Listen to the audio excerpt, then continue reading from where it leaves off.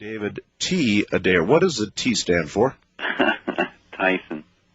Tyson? Yes. Really? David Yes. Tyson Adair. Right. All right. We were talking about the space shuttle, and you said without qualification, there is no question about it, the Challenger astronauts were unfortunately, or fortunately, depending on how you look at it, alive until impact. Right. You know, one thing that I should validate is I told you that the vehicles have explosive devices on them. It happened right in front of you in Challenger. Oh, yeah. Wait a minute. Let me tell New York about this. You guys aren't going to believe this. Apparently, on every single shuttle mission, there is a device on board which would detonate the whole thing. In other words, if the shuttle begins coming down somewhere where it shouldn't, headed toward a city or a landmass or whatever, they can detonate the whole shuttle from the ground. Right. That's really true, David? Absolutely. It happened right in front of you in Challenger. Do you remember the inverted Y? You had the big fireball where the explosion occurred. Yeah. Then you had the two forks. That's the solid rocket boosters were still flying. Yep. Then they went boom, boom. They were detonated by the safety range officer of the United States Air Force at Cape Canaveral. This was, however, after the crew compartment had separated. Yeah, but if they can detonate them right then, they can detonate them at any point. So when they're strapped to the shuttle package and they want to take out the shuttle because it's heading toward Orlando, they can detonate the entire package. I find it hard to believe that anybody could push that button. Oh, you don't know the safety range officer, people. Well, maybe, numbers. yeah, fine. With a rocket, even carrying $1 billion satellite, right? Yeah. With astronauts, 7 on board, it's numbers, Art. 7 people versus maybe 400,000 over in Orlando. What would happen? What would happen if the shuttle, let's say, the destruct thing didn't work and the shuttle came down on Orlando? Well, you're looking at, let's see, for no shorter distance than it would be from the Cape to Orlando, it still would be carrying 500,000 gallons of liquid hydrogen, liquid oxygen. Each solid rocket booster has 3.5 million pounds of solid propellant, the equivalent weight of 3.5 Statue of Liberties in each one. So, let's see, no, it's a total of 11, so, okay, it's 5.5 million pounds. So you have 11 million pounds of solid rocket fuel, 500,000 gallons of liquid oxygen, liquid hydrogen. You have the potential explosive warhead of almost a 5 megaton warhead. Wow. So what would happen is if that thing would plow right into downtown Orlando, let's say, worst scenario, right at traffic hour, you're going to lose probably 40,000 people. So there's no question about it. 7 versus 30 or 40,000, they would detonate it. Or just 1,000. You know, just the most minute. All right, here's another question for you. Remember the movie Contact? You have seen it, right? Right. Do you remember when, right after that guy used that cool line and said, "Want to take a ride?" Yeah.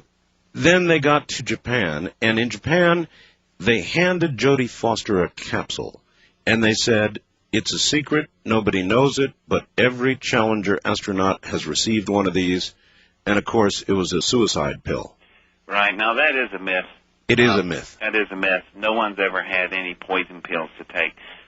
There's a whole lot easier way to do it. Just vent a cabin, and you're gone in seconds. If you need to take yourself out quickly. No, that's just been a myth. But the explosive packages on the all vehicles, manned and unmanned. That's for real. That's real. That's always been that way since the very first days they built Mercury. Wow. I had no idea. All right. You began, I keep reading this in your bio here. At the age of 17, you built a half-ton rocket? Right. A half a ton? Mm-hmm. Well, that's not heavy. Oh, yes, rocket. It is. Well, not in rocketry. That gets, well, it's pretty small compared to some other rockets like a Titan. Well, yeah, I know. I mean, we're talking about a 17-year-old kid here. Right. What did you do with the rocket? Flew it. And, you launched it? Yeah, I launched it at White Sands, New Mexico, at the testing grounds there. Well, I want to back up. How did we build that, right?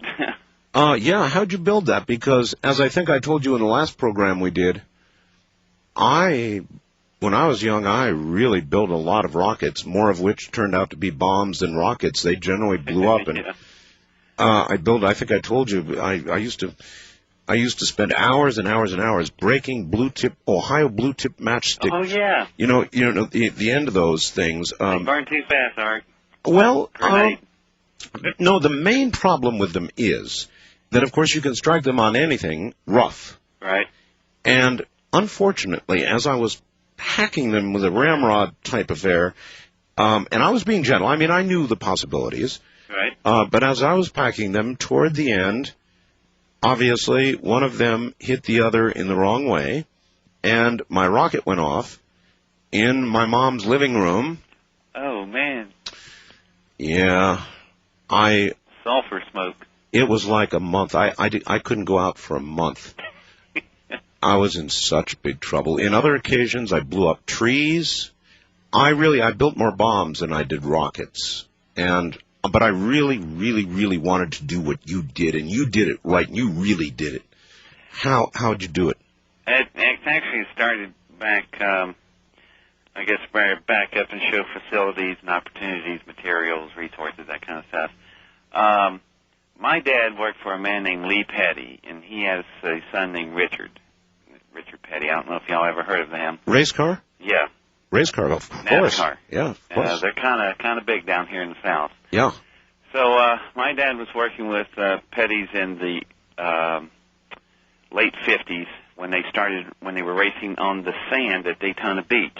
I remember that. Right. Well, my father worked for Lee Petty. Then Richard wasn't even old enough to drive then. And they built the Charlotte Motor Speedway, and we all come to live in Randleman, North Carolina, and Salisbury, that area. So my dad was extremely good at building engines, high-performance engines, and so we were in the mechanics shop end of it. And by the time I was 12 years old, I was overhauling 426 Chrysler Hemis. Those, with two 4-barrels, those things have 1,000 horsepower just about. Big, right? Big block V8s. So I could overhaul these things in a day from block up. So if you ever looked at a NASCAR shop, machine shop, and a NASA rocket shop, there is no difference. They have the exact same machines, the press, the rolls, the lathes, the shears. The materials that we have in the NASCAR shop are stainless steel, titanium, aircraft aluminum. So in other words, you had all the right materials, right. You had all the right fuels machines. are even the same. Drag racers use liquid hydrogen, liquid oxygen, methane, nitro. You had access to everything I didn't. Right. Well, see, it was all there, and during the day I'd build the engines because my dad made me do it, and I hated that part. But in the evenings at night, the whole place was mine. And so those shops are built. That shop but those two shops have something in common. They build things for speed. Yeah. And so I had that, plus I had all the expertise around me with all the machinists. And I was a pretty fair machinist myself by the time I was 12. So I had all the materials there, and I started building rockets, big ones, fast ones. Didn't your dad and your mom have anything to say about this as you know? Yeah. The first rocket that I built, the very first one I ever launched, I was 12 years old, and I launched it out of the backyard, and it left the backyard about 3,500 miles an hour. Oh, my God. And it burned a hole in the yard back there about half the size of a football field. Burnt the grass to the roots, and that thing was screaming to the sky. My mother come running out the backyard. And I had some friends standing there with me, and I turned around, and they were gone. We weren't even allowed to play with matches at that age. And here, this thing done blow the fireball the size of a football field, and my mother's seeing this thing just rocking. I got an altitude reading on it. Now, people ask, well, how you got the equipment for an altitude reading? Yeah, how? It's so simple, Art. You grab a piece of little plywood, yeah, and you take a protractor, you know, that little plastic half-moon thing? Sure. You glue it on the board, punch a hole through the center of it, put a 36-inch long piece of wood strip on it, screw two little eyelets on each end like gun sights, yeah, mark 500 feet from the pad to where you're standing so you get the cosine tangent of 1 on the table of trigonometry, and you take a stopwatch and you look at the eyelets and you track the rocket till it gets to its high point on apogee. turn around, look at the protractor, take your degrees, put it back on the trigonometry table, and there's your altitude. With your stopwatch, you got velocity. So how high did it go? Not bad. I made about 12,000 feet. 12,000 feet? Yeah, it was a pretty good ways. And clear blue sky that day. Now, suppose there had been the equivalent of a Flight 800 going over. Well, I guess I had enough foresight because I lived at that time, I called the airport and I knew that the flight schedules and timetables where everybody was in that particular area I was at, and I'd plot out their little flight paths and what times they fly, and there are standard route patterns. You know, they're off a few minutes, but you got windows that you can shoot through. And FAA every once in a while would come out there and know what they were looking for. These strange looking blips on their radar. But anyhow, never had a so problem. you call a control tower, and here you are a kid. No, I actually call FFS, Flight Service Station. They'll give you times and schedules. But I mean, even so. Right. Hey, kid, you're going to do what? No, you don't tell them what you're doing. Oh, I see. In other words, you want to know what are the routes and what vectors they fly and when they fly and their time quarters. And that's free information. They'll give it to you. Well, sure. And so I just plot it out on the map, take out the compass, and put it on the, the two little legged compass thing, not the magnetic compass, but the architectural drawing compass. Put it on the map, and you get your plots on your map where you're at. You can tell exactly where everybody is at what time. And you just time yourself and shoot, and it comes back down. It only takes a couple of minutes to get it up and get it back down. Uh-huh. Well, actually, I would think 12,000 feet would be more than a couple of minutes. Well, not really, because, see, after you shoot it out there, the parachute's not going to come out for it. You're going to have the delay charge. So it's a ballistic coming back, and the free-falling formula object, that thing's moving over 180 miles an hour back. Actually, it picks up even faster speed than that, being ballistic. No, it gets back quick, but then you use your delay charge, count out your seconds, and what's your formula for free-falling objects. Well, now, there's another problem. What did it come down on? Well, I was in a big cow field, huge cow field, miles of it. There was 4 farms that intersected with each other, and the 4 farmers let me get right in the 4 corners where all the 4 farms met. I was allowed to get right at that center point, and so I had private farms in 360 degrees in all directions for miles. And I was really lucky as farmers let me do that. And they had took a backhoe and dug out a big dirt pit with a dirt ramp. And I could do silo launching because not everything was successful. But so you did have some failures. Oh, man, did I'm so glad to hear that. Oh, God, Art. Yeah, well, I tell you, your failures were modest, I would have to say, because, boy, mine, when they messed up, it was horrible. That's why I did silo launching, so if they explode, I don't sling shrapnel in all directions and hurting cows at all. What happened was, while I was out in this huge farm area with these cow fields, these cows would come up, and while I'd be working in the bottom of this big dugout area, the cows would all line up and look down in the hole at me, and it's like working in a surgery room with all these doctors looking over at you. So they see me.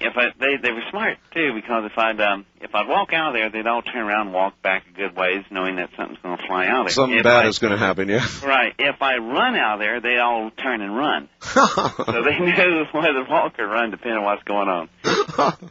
So they got used to me, and they got used to rockets roaring out of there, and they did make a lot of noise. But this one day, I was having a really difficult time. This was a 2-stage liquid fuel rocket. And anytime you start dealing with multi-staging cryogenic rocket engines, it is a difficult and complex thing to do. So I've got a 2-stage rocket, and the first stage ignited, and it's coming out of the silo just fine. It gets up even with the event horizon, the opening of the event horizon, yes. And then the second stage ignites, blowing the first stage back down to the pit, which explodes. All this within fractions of a second. The fireball bounces off the floor, comes back up, hits the second stage, and turns it on its side, completely horizontal with the ground. Now this rocket is skipping across the ground, heading toward this big herd of cattle. And I'm standing there going, oh, I kind of like these cows, you know. And I thought, oh, God, this quickest prayer ever made. Please help me, you know. And this thing did about 2 skips and then jumped and nosed into the ground about 100 yards away from the herd. Well, the engine is wide open, and it's just vibrations too much, an internal failure, and it explodes. Blows a fireball about the size of a school bus, roars up in front of these cows, and I can see the cows' faces. They got eyes as big as saucers. They're not used to this. And they all make a turn, just like an army, a total unison about face, and they stampede. Now, that's okay. The problem is, on the far side, I can see over in the far side of the herd, there's this one poor cow. She's looking in another direction, didn't see anything.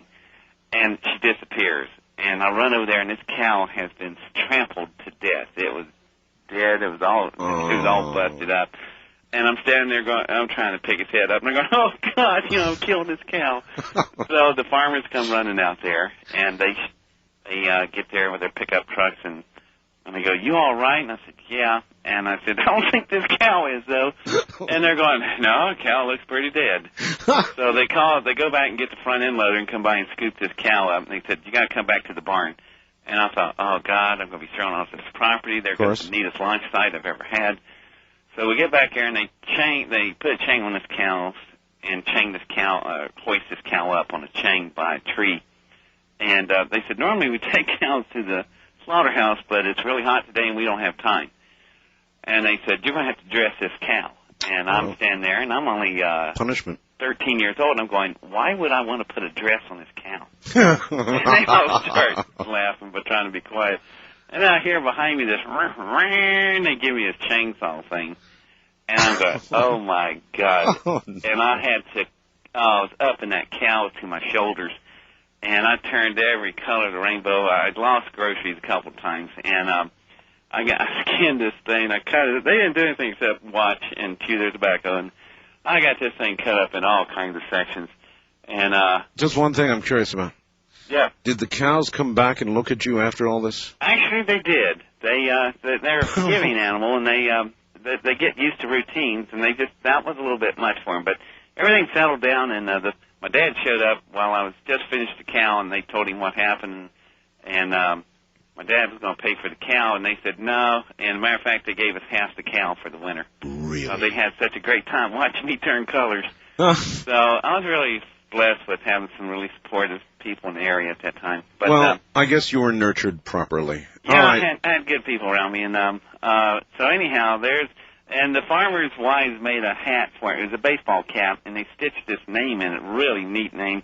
It was Speed, and it's not S-P-E-E-D, it's S-T-E-P-D, which is short for Stampede.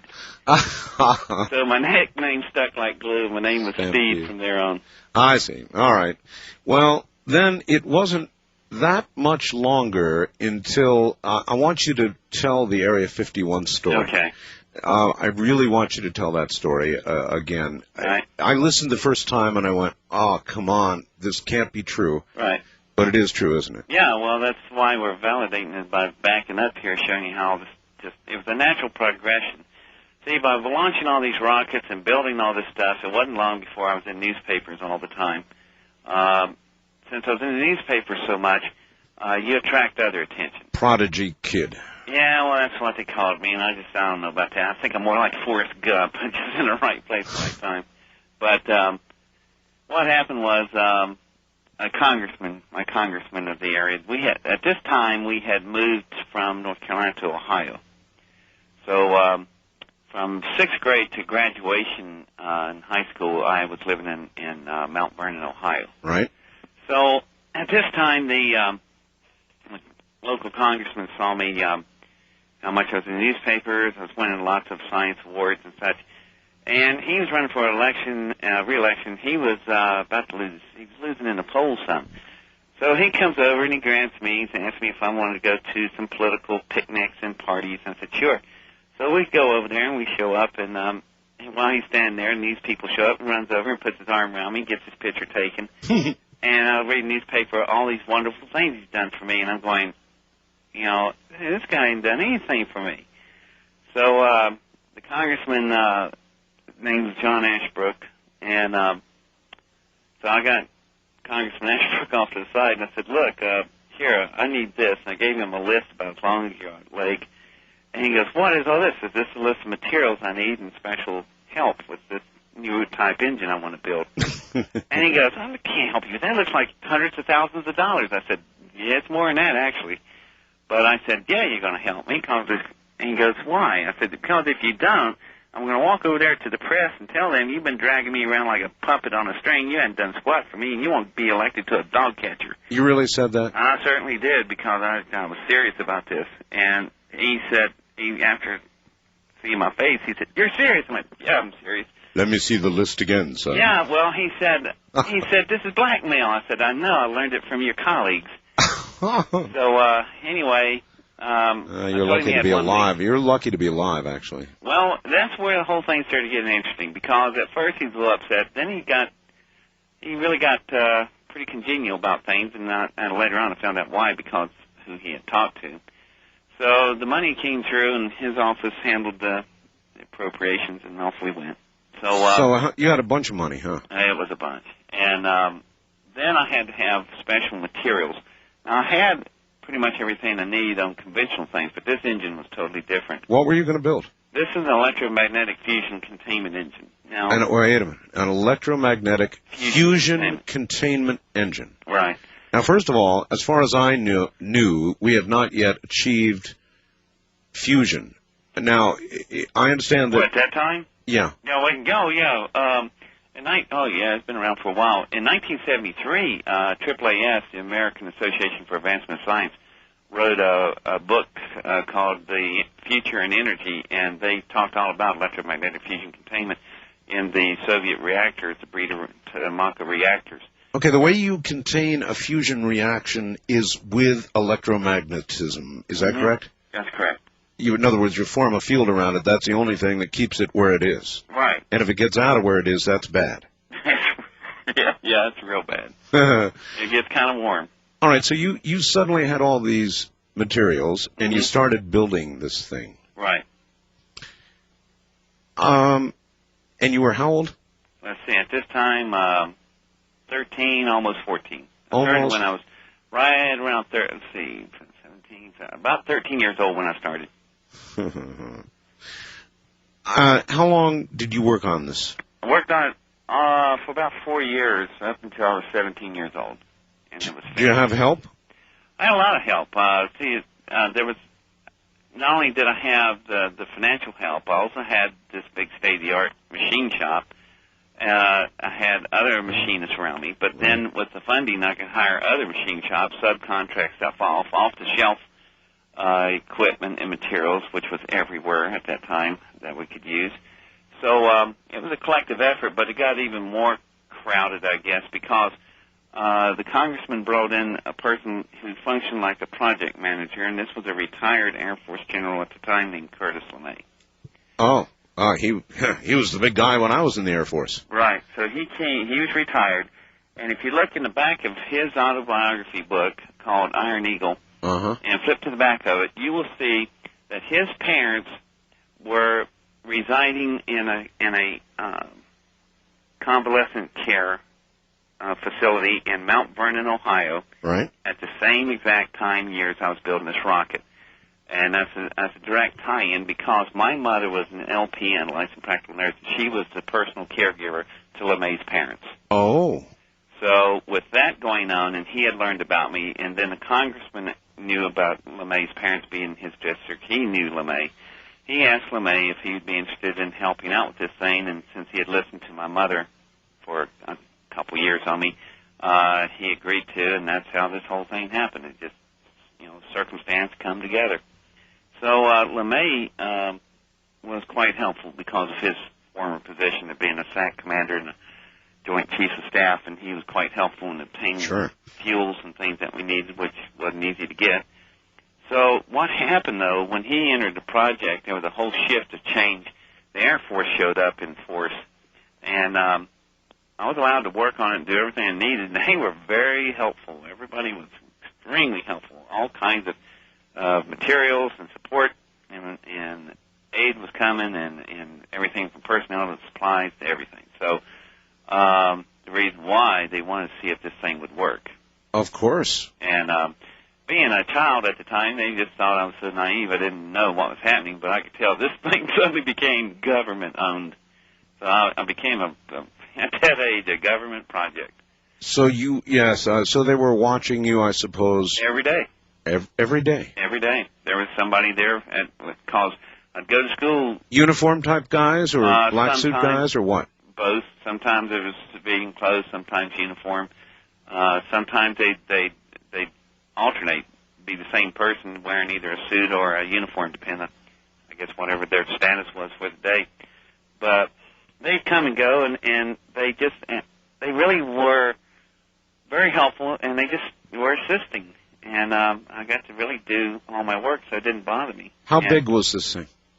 It's 10 feet tall. 10 feet tall. Right. That's the height from the floor to a basketball goal hoop. So yeah, that'd be about right, I guess. That's 10 foot. So it was in my shop, and I was allowed to work on it all the time. So it became the only thing we had to do, though, or I had to agree to, was we had to stop letting the press in to photograph.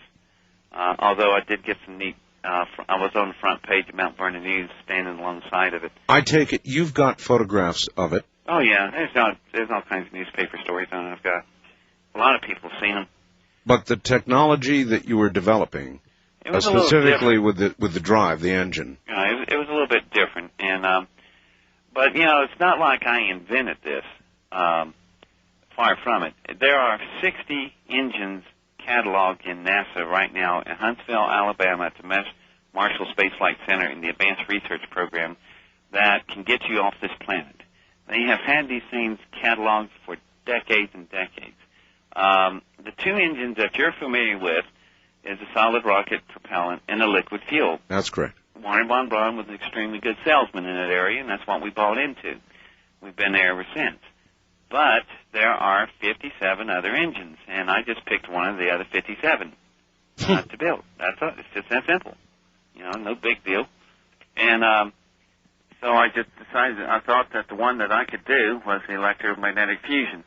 Now, the problem is containing the field, and that's where I did run into problems. I ran into mathematical problems because you have to build a mathematical algorithm models to perpetuate these fields, and it got difficult because, see, this is 1968, 67, 69, and there are no laptop computers, right. No CD-ROMs, no hard drives, no faxes, no modems, no cellular phones, no pages, no beepers, none of this stuff. All I got to work with is pencil, paper, and chalkboards and a thing called a slide ruler. Remember that? Yes, I do. And that is all I have. I didn't get a handheld calculator until 10 years later with Texas Instruments. So, it's tough, y'all. I'm having to do a lot of math here in my head. And finally I just come to the end of my rope. I couldn't get this thing to close. The best I finally came up with some other people's help, we came up with about 5 seconds. We could sustain the thing for 5 seconds on a tutorial compressor cone design. You could do what now? You could sustain the field. Sustain the field for 5 whole seconds. 5 whole seconds. That doesn't sound like long, but let me tell you, as you well know, in rocket flights, that's a lifetime. Yep. That's plenty. I went, I can live with that. That's plenty of time. So we're going to get a burst, and what that at least will tell us a lot right there about the burst of energy. Get a burst. So anyhow, it all came together, and we got the thing built, and then obviously you can't launch something like this in a civilian area. Oh, no. So they sent me to, we put the thing on a tractor trailer, a lowboy, and my dad drove the thing down to, he and I drove it down to Wright Patterson Air Force Base in Dayton, Ohio. Right back. Yeah, because that's, it's right there. We were in Mount Vernon, Ohio, right, Dayton, Ohio is just a little ways from us. Right. So we went down there, and that's where LeMay set everything up for us, and as soon as it got there, then they realized it's time to go on to somewhere else called White Sands. So they put the rocket and myself on a C-141 Starlifter, and off we went. So they took you to White Sands in a C-141. Right. So we get there, and then we offload, and the colonel that was assigned to me. Were you scared? No, I never was. In the end, The only thing I was not scared about, but the only thing I was worried about was I hope the engine worked. Yeah. Because I hadn't had any way of really doing this. All other engines, I could do static tests. That's where we strap the thing down in a test cell and turn on the engine until it burns all the way through. And, you get a lot of information that way. But this one was theoretical until the first trial. Right. I hadn't had, so I didn't know what was going to happen. I had some theories, but anyway, it was a little bit more than I was expecting. But we got the thing built, and like I said, we got down there, and then the colonel was real helpful. He was a nice man, and he told me that I'm probably in trouble, and I'm going, why? I haven't done anything to anybody. He said, it doesn't matter. He said, if your engine works, son, you're in trouble. Why? Well, that's what I asked. I said, how come? He said, well, they're gonna want to. He said, this is going to ask things and get real involved in your life, and it's going to be a problem for you. That's all he would say. And I was sitting there going, what is this about? So he said, particularly if a black plane shows up, it will be a real problem for you. It will be called DOD. And I went, what is DOD? He goes, Department of Defense. Well, we were there for a couple hours, and this black DC-9 comes in, and I asked, wow, where's the white bunny head? Nobody hardly got that joke. Remember back in that time, Hugh Hefner, Playboy, would fly his black DC-9 around? Yes, I do. So I made a comment like that, and I just nobody appreciated the humor. So anyway, off come these guys, sure enough, in civilian suits. These are serious guys. Yeah, they are, wearing mirror sunglasses, like the colonel would say. They'd be in dark suits, mirror sunglasses. Sure enough, they were. Except for one guy, the older guy, got off in dressed in kind of like a khaki outfit, looked like Marlon Perkins. And I recognized him from the very beginning because Warner von Braun had told me some interesting stories about Peanut Monday and how everything went over there, and how Operation Paperclip brought them all in. So who was he? His name was Dr. Arthur Rudolph, and Arthur Rudolph he's a sweet guy. He was a chief architect of the Saturn V engines. All right, now, I said he was an investigator and a prophet. Is that about right, Sean? Yes, that would be right. Yes, that'd be about right. And the reason I would use the term prophet specifically is because originally the Old Testament said it meant teacher of righteousness. So I didn't want people to think I have a big head about that. All right. Is it reasonable to ask you how you divine the information that you have? Quite specifically, I had a natural talent and gift and ability from when I was very, very young. As a matter of fact, the first manifestation of it was when I started having these terrible dreams about a good friend of ours, Gus Grissom, who was one of the original Mercury astronauts. And my parents were a little freaked out about the fact that I kept seeing Gus trapped and choking, and then kept seeing fire around his head. And then, of course, he was burned up in a ground test of one of the original Apollos. Yes. Later on, I spent a year in a Tibetan monastery in a place called Tengbache, which is just down from Mount Everest, just across the Tibetan border in Nepal, and learned how to hone these talents and abilities. And then when I got back, I worked for quite a few years actually as a psychic counselor on a number of hotlines. I actually stopped doing private readings for people because all anybody ever wanted to know about was sex and money.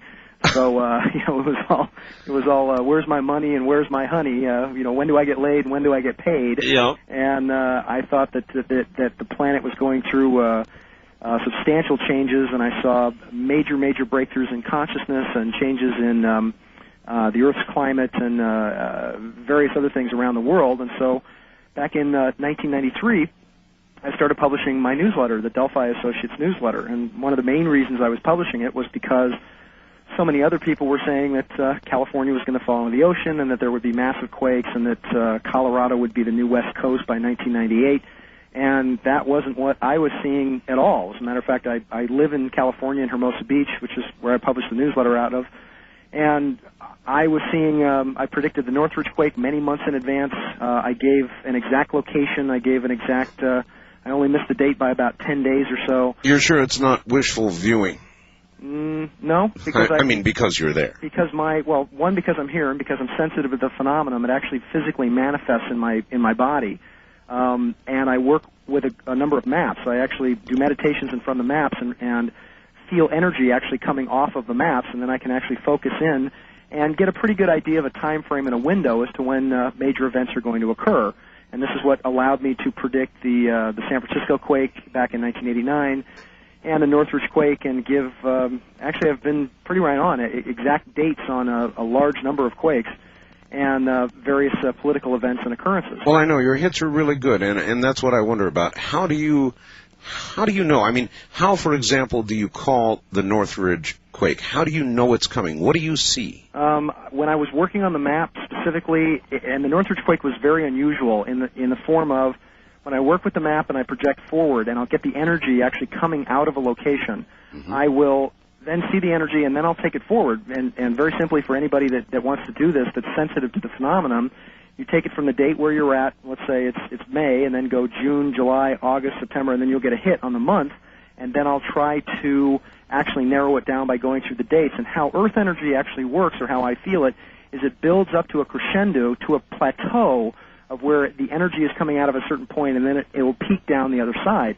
Now, Northridge was very, very unusual because what I got was like an upright spike. To me, the Northridge quake looked like a bomb exploding. I mean, it was like it didn't have a plateau like most of the other quakes do. Usually you can actually project it, and it'll have a window of period of recurrence, and this one went straight up and down, almost as if the quake was somehow artificial. I mean, almost like if it was a bomb going off. Huh. And one of the ways that I pinpointed the quake was,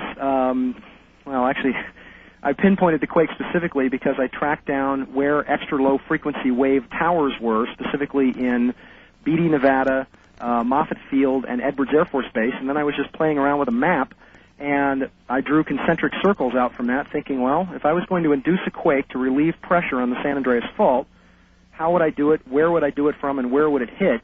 And by drawing these circles out, I came up with 3 locations. You're telling me you think that quake was induced by man to relieve a pressure on the San Andreas? There is a body of evidence to support that opinion, yes. That, in fact, the Northridge quake jumped because most of the pressure was actually building on the San Andreas Fault in Palmdale. All right, then the next obvious question is, if that would be true, and if they knew where the quake would be and the magnitude of the quake, why wouldn't they have at least gone out on a public limb and warned the people of Northridge? The only way I can view it is that I had several friends of mine who were paramedics who called me 10 to 8 days before the quake actually happened. Yes. And said, we don't know what's going on with the county, but they're spending $50,000 to $75,000 keeping the choppers up in the air. We're on what they call 12-12 call, where they go up for 12, they're working for 12 hours and then are off for 12 hours. And I got a whole number of people calling me saying, look, we don't know what's going on, but the county has actually declared an emergency many days before the quake actually happened. It was very interesting, the date of the quake when it occurred, because it was actually January 17th, which was Martin Luther King Day, which actually then would subside the possibility of maybe rioting or looting in certain sections of Los Angeles. And the other aspect of this was that directly after the quake, you had about 100,000 people outside with no water and no power, and they began spraying them with malathion. I mean, literally the morning after the quake, and it was raining. And if you actually spray a population with malathion and you mix malathion with water, you get malathioxin, which is actually Agent Orange. It's actually a suppressant. So all I can tell you is that what I saw originally was that the quake was somehow artificially induced. The Cambrial Fault, which ruptured... Oh, wait a minute. I don't understand. Why spray them? To what end? And Agent Orange was a defoliant. It's a defoliant, but it can also be used as a depressant. And if you spray it on an entire population of people, specifically, it keeps them from acting up. So now you're suggesting that in order to quiet them, calm them, prevent a riot, they were sprayed. With the helicopters over the populations that were outdoors, yes. Wow. So specifically what I saw was somehow a quake being artificially induced, and many months before that, that's how I figured out, I pinpointed where I thought it would be, because the Cambrial Fault, which was only discovered about 8 months before the Northridge quake went off, tridents out off the coast, and then the Navy began to set off a large number of explosive devices to test their stealth submarine, which is called the Sea Shadow. Mm-hmm. And the Sea Shadow, they were putting actually 200,000 pounds of ammonium nitrate at the end of this fault line, and they were exploding it with the Sea Shadow coming down into the crevices, claiming that it was a test to see how the Sea Shadow would actually function under atomic warfare conditions. So that was the end of the Camarillo fault line, which they were messing with, which the Navy was setting off these explosions on. The next thing they were doing was, if you remember, that the United States Geological Survey about a year before that began to work with the U.S. Navy. Now, I became sort of suspicious of this because if the United States Geological Survey is in bed with the military doesn't do things altruistically. They're in for it for power, information, or control. And it's my opinion that I think what was happening is that the USGS and the Navy got together and said, look, there's the good possibility that we could have a fracturing 8.6 to up to a 9 quake, and California could indeed fall into the ocean, as many people were feeling, and we have to do something to relieve that pressure, and that maybe Northridge was actually triggered as some sort of controlled roll. And the evidence actually said, and I have of this, is the USGS and the Navy actually teaming up a whole series of explosions along the Camarillo fault line at the very end of it. I seem to remember some publicity about that, wasn't there? There was announcements in the paper that the USGS and the Navy were specifically bearing a series of charges from directly off the coast all the way up to China Lake and then all the way back down to the Landers Fault, and they were exploding these charges in 2-minute intervals to specifically create a shockwave.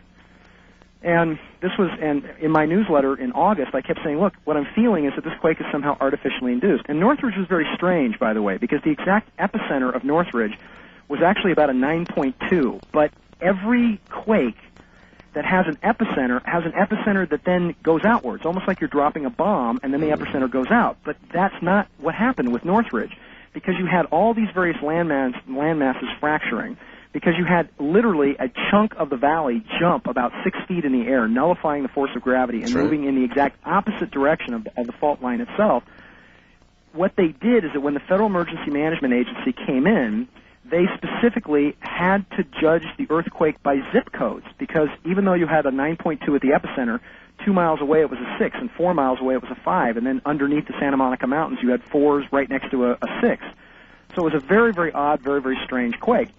Is there any evidence that it actually relieved tension on the San Andreas? According to Caltech, it did. That it actually jumped and relieved pressure specifically on Palmdale. And the other strange thing about it is that every other geological service in the world, the Japanese, the Germans, everybody, had the Northridge quake at least a 7.2. I think the Japanese had it as high as almost a 7.5.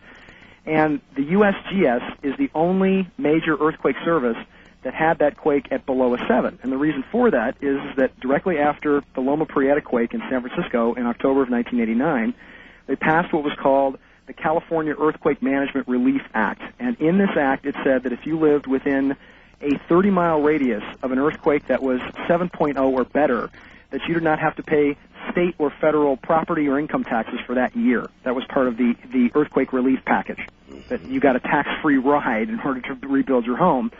So, of course, they pulled the quake down to a 6.8 so that the insurance wouldn't kick in at a 7 and so that they could still collect the tax revenues in Los Angeles. That's incredible. So that was one of the big hits. Well, what is not deniable is that you called it. And called an epicenter and called a magnitude. Now, whether or not my theory is correct as to how the quake was actually induced, I'm not sure. As I said, there's a body of evidence to support that it's conceivably artificial. But you would admit that that portion of it is opinion? Yes. Back now, I think, to Sean David Morton. Sean? I'm here. We have transferred the proper number to them. They just got a digit transposed is what happened. That's all it takes. A 7 looked like a 1 apparently looked like a 7. So I see, all right. Now what's happening is that Jeff had to come back to the office to call me to get the right number, so now he's rushing back to another location. So they're going to try to call you at, they might be a few minutes late, so we can actually talk about, what's going on with this, and I think the build-up of what's going on with this video. And all right, look, first of all, you've got to remember, a lot of people in my audience do not have computers, have not seen the photographs. Okay. So as best you are able, please describe the 2 photographs that we now have and are on the website.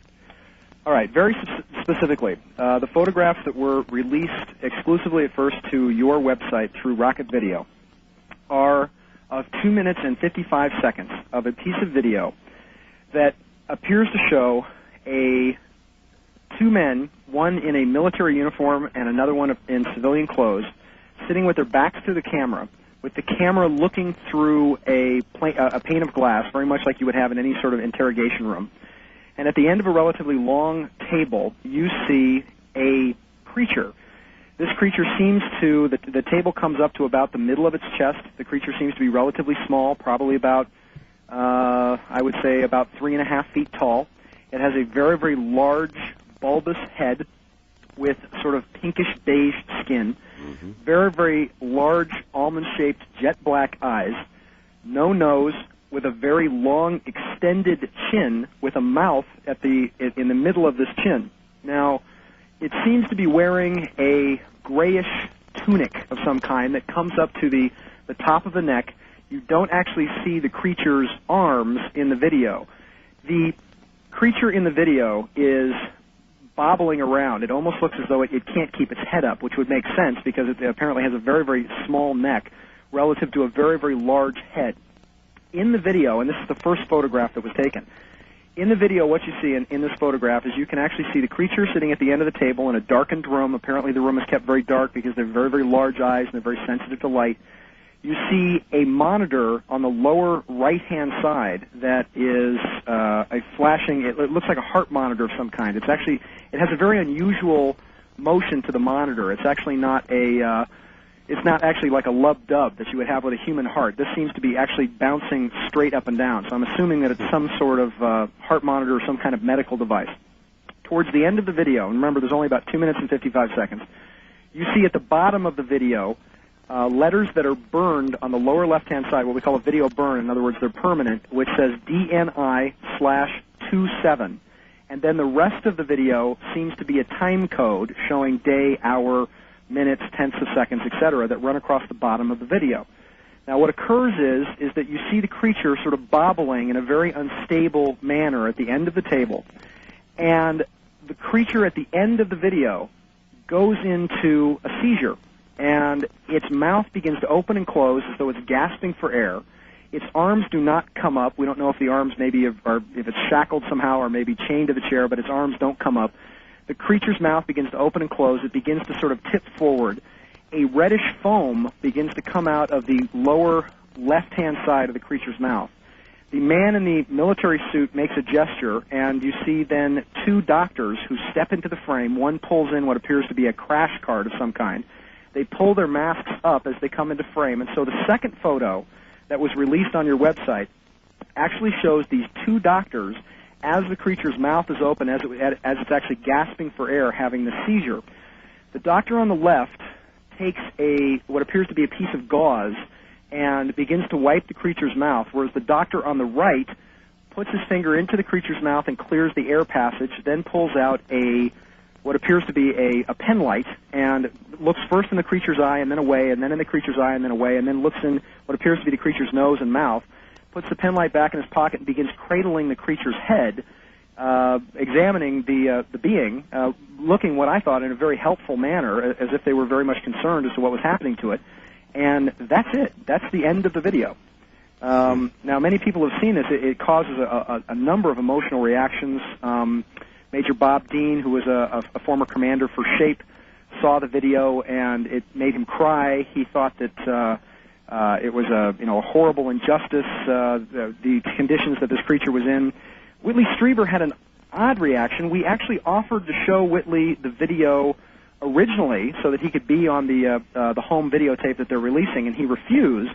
And then when Strange Universe was released, a small 5-second clip of the video, Whitley then agreed, since he was going to be on television, I guess, to actually view the creature. And Whitley's reaction was kind of odd. A lot of people seem to think that the creature is being manhandled, that it's somehow being brutalized somehow. And from what I could see in the video, I think nothing could be further from the truth. It's sitting there, and it does have a seizure, and it seems as though they're trying to help it when it begins to gasp. But I mean, there's nobody blackjacking it or torturing it or anything. It's just as you all know, I've interviewed Whitley. I've talked to Whitley, and as a matter of fact, I talked to Whitley prior to tonight. And he was so emotionally impacted by this video. If I had said, "Come on, Whitley, I've got to have you," he would have come on. But he really is emotionally stretched out to the breaking point on this video, and so I decided not to really press him on it. He was very much affected by it, Sean. And he did feel that there was some brutalization going on. I guess Victor is really the only one who can tell us exactly what the attitude was. But there was some feeling that maybe this alien was not so friendly to us, so in our interrogation of it, we were not so friendly to it. You, on the other hand, feel they were doing nothing but trying to help this creature. Yes. Mm-hmm. I mean, there was no rough treatment that we could see on the video. Victor hasn't intimated in anything he said that the creature was being harmed or it was being brutalized. It certainly looked sick. I mean, they were trying to communicate with it and trying to get as much information out of it as possible. This was probably might have been the last interview. The interview only lasted the 3 minutes because when they brought the creature in, they were only clarifying some points from a previous interview. When they were previously talking to it, and so they were clarifying something, and literally just in the preliminary stages of communicating with it when it went into the seizure. Well, one would assume, since in the second photograph there is a doctor, this creature was breathing our air. Yes? With some difficulty, but yes, it was. And there are actually two doctors. It's kind of hard to see the second one because he's sort of leaning out of the shot. Okay, so would you imagine that was the problem? Problems breathing the air? I don't know. I don't think it would be, because why would it begin to foam? I mean, there is a sort of a liquid or a foam that starts to come out of its mouth. So it might have been some sort of internal problem. And the back part of the skull is very interesting as well, because the face of the creature is sort of an interesting pinkish beige color, but the back part of the head looks like sort of a mottled bluish color, almost as if it had contusions, or, I mean, it doesn't look, well, of course I don't know what a well alien looks like, but, you know, this creature doesn't, good point. Yeah, it doesn't necessarily look well, but, you know, how can we tell what's well and what isn't for a creature like this? I think the most interesting thing is that many of the people I've interviewed and spoken to out at Area 51 have described these gourd-headed creatures, that they have very long chins, that one of the nicknames for them out at Area 51 was supposed to be the gourd heads, or the gordos, because they had these very, very long chins, that these beings weren't particularly malevolent. They were called the kids, supposedly, or the nickname anyway. The joke was that they were called the kids at the base, or the munchkins, and that on a number of occasions, both a security guard, two other scientists that I've spoken to, describe a being that looks very much like this. Actually described three beings that they saw. One, these very, very tall, blonde men who've been on the facility. Another race that they claimed was sort of had a flat head, very, very strong and muscular, like wrestlers, about 4.5 to 5 feet tall, looking very Chinese, actually. And what appeared to have been something that was very, very humanoid, but also mildly reptilian. And they seem to also say that the creatures, one of the most interesting things in one of the accounts was of a person who saw this, was that the creature moved like a puppet, that when they saw it, it looked as though it was underwater or having some difficulty with our gravity, which of course would make sense, because here we have a creature with a head that is literally probably 3 times the size of its body mass. And remember, human beings have very, very thick necks and shoulder muscles at the back of the skull with about a 4.5 to 5 pound brain. So that would indicate development under different gravity conditions. Exactly. Different gravity conditions and also under different light conditions as well. And possibly different atmospheric conditions. Now, maybe it breathed close to what we breathe, but not quite what we breathe. That would be very upsetting. Yes. I mean, if you induce a little bit of too much carbon monoxide, for example, in our air, look what happens to us. Yes. Indeed. Indeed. Yeah. So it's taking this all the way back. I mean, there have been obviously rumors for so long from so many people who have had eyewitness experiences with these creatures, you know, specifically at Area 51, claiming that they were there and that they were under the care of the military or they were helping or assisting us, that if this man, Victor, and this video turns out to be genuine and turns out to be real, I mean, it's certainly a milestone of a lot of confirmation of what's going on. I mean, going all the way back, I mean, obviously we're coming up on the 50th anniversary of the Roswell crash now. The debate between many of the people who were involved in the recovery of the bodies at Roswell, specifically, there's a big difference because the alien autopsy tape that was brought forward is a very, very different creature than the being that the people at Roswell described, which was very, very small, with 3 fingers and an opposable thumb, with looking very much more like the beings that we're going to see in this that you see in this video, as opposed to the 6-fingered, 6-toed beings that are actually relatively large that are shown in the alien autopsy. And I think that the misnomer is that the alien autopsy footage was actually a crash that may have occurred either in Aztec or Corona, possibly even as close as Paradise Valley to the Phoenix area, and that it was a different creature. I mean, it's my theory that we were experimenting with microwave grids at in Socorro, at the RX-27 microwave towers, and that we were experimenting with very, very powerful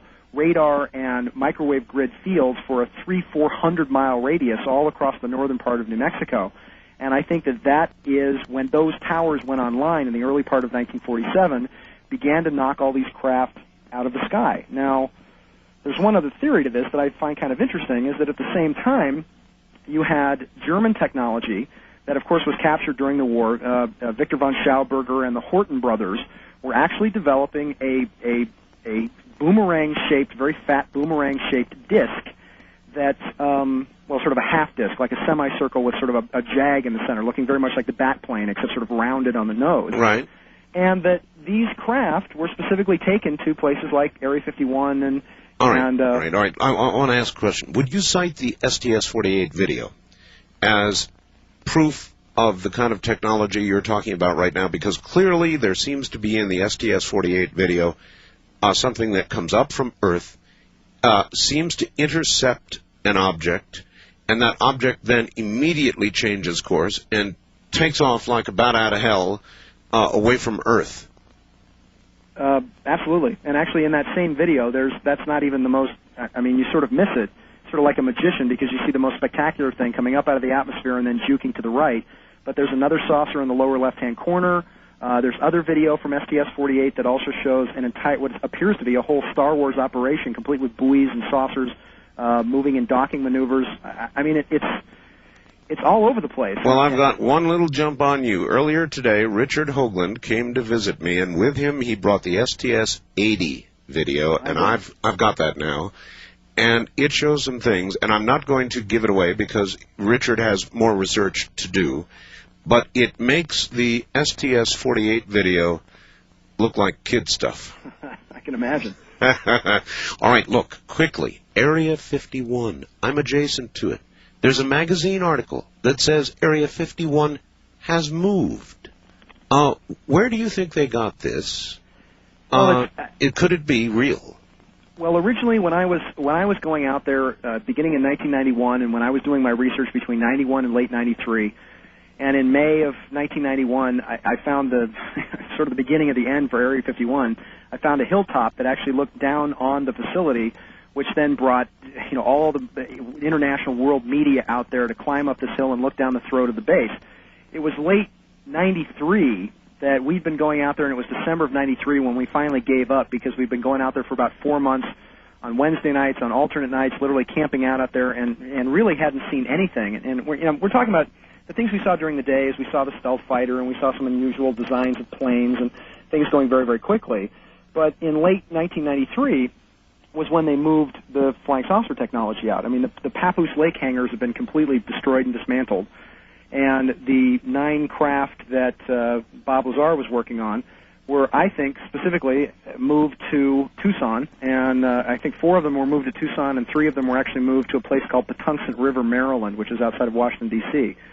So they haven't had saucer testing going on at Area 51 since late 1993, and all these media, and then it seemed as though the minute the curtain went down and they moved all of the really secret stuff someplace else, the gate went up, and the media jumped all over it. That's when you had Larry King and Montel Williams and everybody else jumped on it. So it was like Ollie Ollie Oxenfree, come on down, and the minute there was nothing to see, and people were calling me saying, oh, take us out there, and I was saying no, because there's nothing to see. Now, where are the saucers at? Very interestingly, is that in 1990, and remember they'd moved, I think, a lot of those saucers there into Area 51 in probably about 87, between 87 and 89. In 1990, there was a man named George Hansen who took a video on top of the Tropicana Hotel in downtown Las Vegas of a fleet of 5 to 8 diamond-shaped craft that were maneuvering in an amazing way. Oh, I've seen it. Directly over McCarran Airport. Yep. Well, tell me, Art, if you don't think that those ships that George Hansen took, those triangular craft, don't look exactly like the ships that parked themselves over Phoenix and Prescott, Arizona, about a month ago. They do. There's no question about it. So, again, because we have almost no more time to the top of the hour, is Area 51 still there? Oh, of course. It's still there. It's got probably anywhere from 3,500 to almost 6,000 people. It's still got a 6-mile runway. It's still a major research and development site. Is the article that appeared, in Popular Mechanics? Popular Mechanics, right. Is that disinformation? It is and it isn't, because they're talking about Area 6413, which is up in White Sands. Now back to Victor, who is using a voice changer to protect his identity, and Sean David Morton. Victor. Yes. Let me try asking again. You've kind of characterized this alien as kind of like a petri dish, or here at any rate in a petri dish. Might I ask, did we manage any form of communication with it? This is the great mystery involved in the government's hosting of these beings since the late 40s. In fact, the telepathic capabilities of these beings have been long established, at least so far as DNI is concerned. That was another statement that Mr. Strieber made on your program, that the statement that the man in the foreground in the video is a telepath seemed like science fiction. And I actually agree with him more than perhaps he would expect. The issue here is that no one who has ever been in the presence of these beings has not felt as if thoughts, not his own, were entering his brain. And this has been long established, and various experiments have been done in which the government satisfied itself that these beings were giving off some form of telepathic or thought transfer, telepathic contact or thought transference. The question mark is whether certain individuals truly are more capable of receiving and returning these messages than the average person. Sure. And this is one of the elements of the entire black program related to alien visitors that I find amusing. I believe that many, if not all, of the telepaths who have been recruited or who have cleverly managed to get themselves recruited into this program are largely the same sort of charlatans you can call late at night, at 99 cents a minute or whatever it is. So in other words, you're not trusting of whatever information they think they might have gleaned. I believe it is at best heavily influenced by the assumptions and beliefs and hopes of these individuals, and at worst is a deliberate attempt to tell the government what the government wants to know. Yep. And this may account for part of the fact that it may account in part, I should say, for the fact that the government has had these beings for 50 years now, and has amassed a constant and ever-growing stream of data supposedly emanating from them, and yet is incapable of consistently using this technology or entering into effective relations with these beings. Back now to Sean David Morton. Sean? Yes, sir. Boy, I'll tell you, you gave us some pretty rapid-fire predictions of occurrences there. Well, I was hoping that people will get the tape and or order the newsletter. If I yes, can, and you may indeed. You absolutely, of course, may. Go right ahead. Out of respect for all the material that we were presenting tonight and the intensity of what we were going through with Victor, I didn't want to talk about it too much. Again, let me tell you, Art, answer the wild card line. My boyfriend is in a small plane north of Las Vegas, ready to fly into Area 51.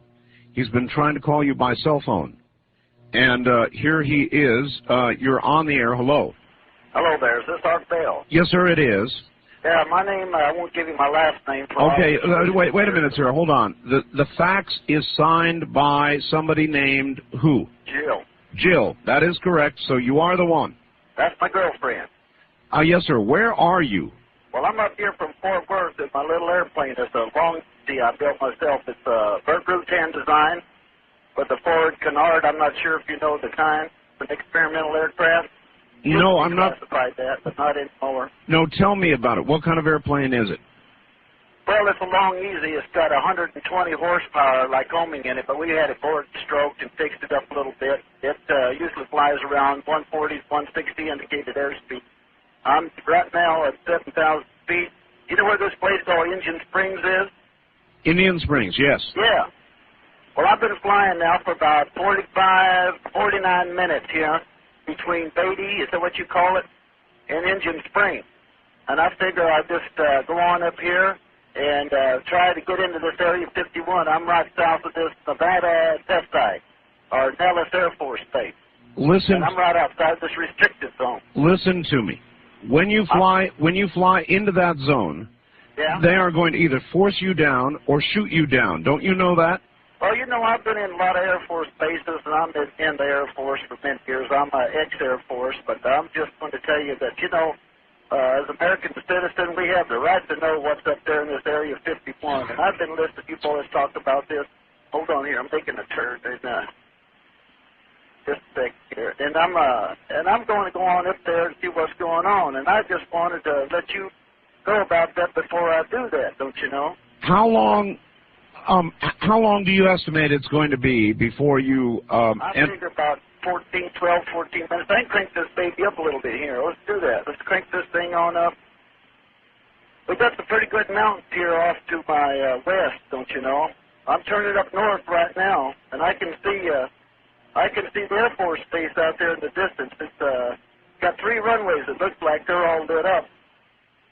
And A-shaped. Looks like north-south. Got a lot of desert up here, don't you, boys?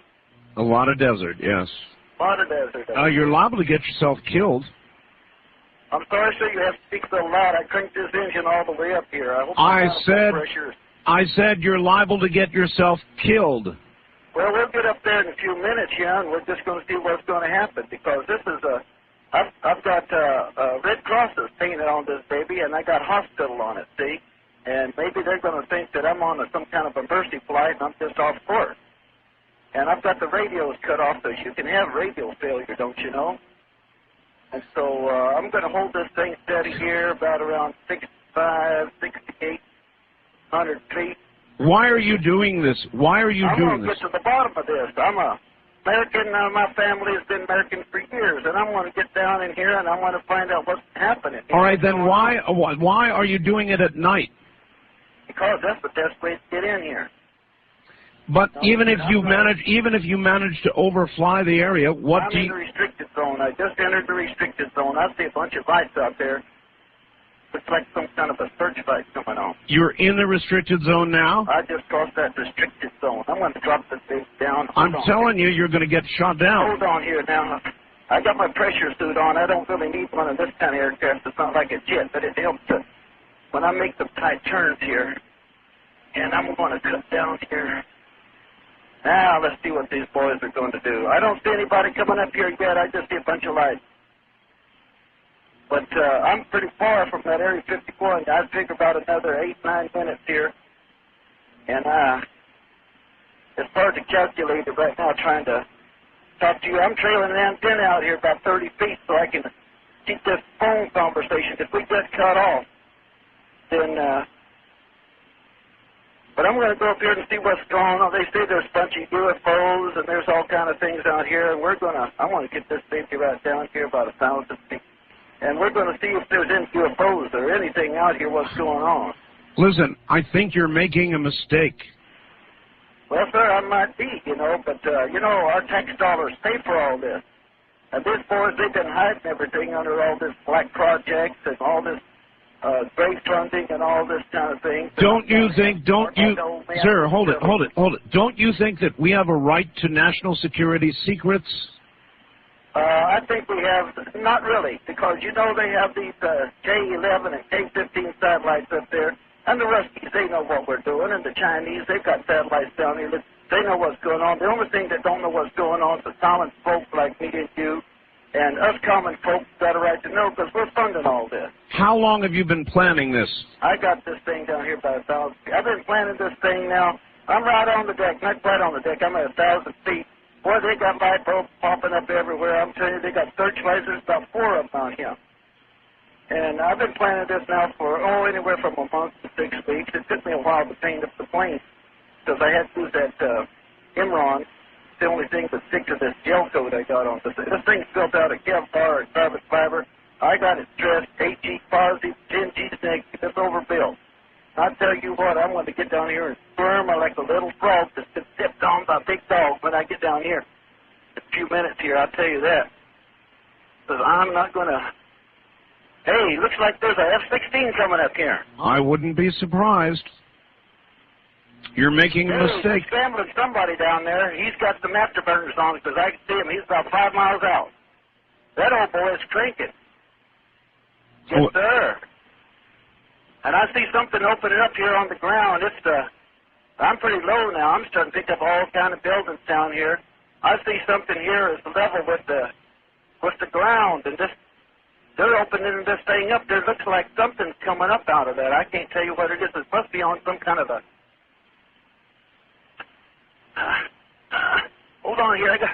I got to make this turn. All right. I think this old boy's going to head up here for me. I wouldn't be surprised. Oh, he's going to be up here right directly because he's in the F-16. Sure as hell. He's coming. Hold on here. I would advise you to turn your...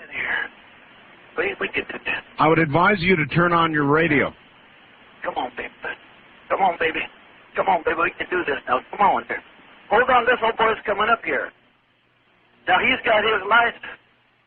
He's got his lights on and he's flashing me. Yeah, he's probably... All right, I'm waving at him. No radio. No radio. No radio. He don't know that. Well, if I were you, I'd turn it on. Folks are listening to Art Bell because everybody listens to Art Bell. Well, maybe if you're making... I got to get some air. You're making a bad calculation because if they're not listening, you're going to be shot down. I don't know what he's going to do here. He's rocking his wings at me right now. He's rocking his wings and he's cutting in front of me. And you know this... oh, don't cut from me now, because if he cuts that close, stay off. Stay off. He could hear the vortex from his engine, from Pratt & Whitney engine. We're going to, just like twin tornadoes, if he gets too close, stay off, boy. Hold on there. I'm getting down on the deck. I'm going in. I'm getting down here. He ain't going to get me. I'm that damn veteran. He ain't going to get me there. They didn't get me over there. They're not going to get me over here now. Looks like some kind of rail gun coming up out of that elevator, that flat area over there that the doors opened up. It's got some kind of a weird-looking barrel on it with a light. And, oh, hell, they're doing something. They're shooting at me now. Oh, God. No, baby, I'm going in. I think I'm going in. All I can tell you is I got a fax that read... Art, answer the wildcard line. My boyfriend is in a small plane north of Las Vegas and ready to fly into Area 51. He's been trying to call you by cell phone. I withheld the signature at the bottom of the fax so I could be sure that if I did get the person, I could verify it. Indeed, it was signed by Jill.